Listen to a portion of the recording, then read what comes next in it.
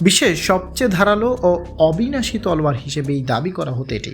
1300 বছরেরও বেশি সময় ধরে মাটির 100 ফুট উপরে পাথরের দেওয়ালে গাঁথা এই তলোয়ারের জাদুকরী ক্ষমতা নিয়ে বলা হয়েছে ফরাসি সাহিত্যের প্রাচীনতম একটি কবিতায়ও।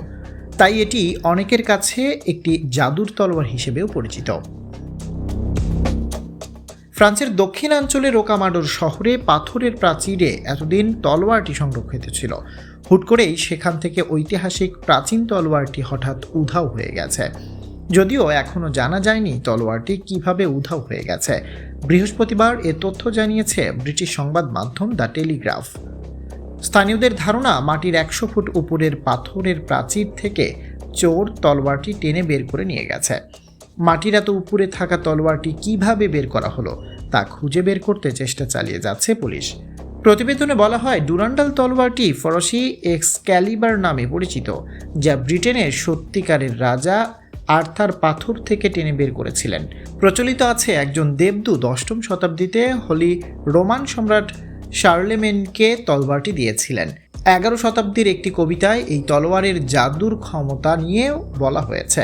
এটি ফরাসি সাহিত্যের প্রাচীনতম একটি কবিতা, দ্য গান অফ রোল্যান্ড। দ্য গান অফ রোল্যান্ড শীর্ষক কবিতার একমাত্র কপিটি এখন অক্সফোর্ডের বোদলিয়ান লাইব্রেরিতে রাখা আছে। বলা হয়ে থাকে, সম্রাট শার্লেমেন তার সেরা সৈনিক রোল্যান্ডকে জাদুর তলোয়ারটি উপহার দিয়েছিলেন।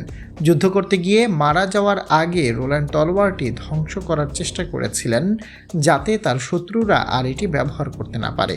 তবে তিনি তা ভাঙতে পারেননি। পরে হতাশায় তিনি তলোয়ারটিকে ছুঁড়ে ফেলেন, আর এটি কয়েকশো কিলোমিটার দূরে গিয়ে ফরাসি শহরের রোকামাডোরের একটি পাহাড়ে আটকায়।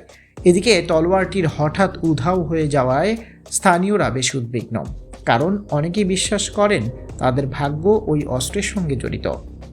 রোকামাডোর শহরের কাছে একটি মূল্যবান নিদর্শন হিসেবে দেখা হতো ডুরান্ডাল তলোয়ারটি। শহরের মেয়র ডমিনিক লেনফ্যান্ট একটি ফরাসি সংবাদপত্রকে বলেন, আমরা ডুরান্ডালকে মিস করব। কয়েক শতাব্দী ধরে এটি রোকামাডোরের অংশ ছিল। আপনি যদি এ পর্যন্ত আমাদের ভিডিওটি দেখে থাকেন, তাহলে লাইক শেয়ার দিয়ে আমাদের সাথেই থাকুন।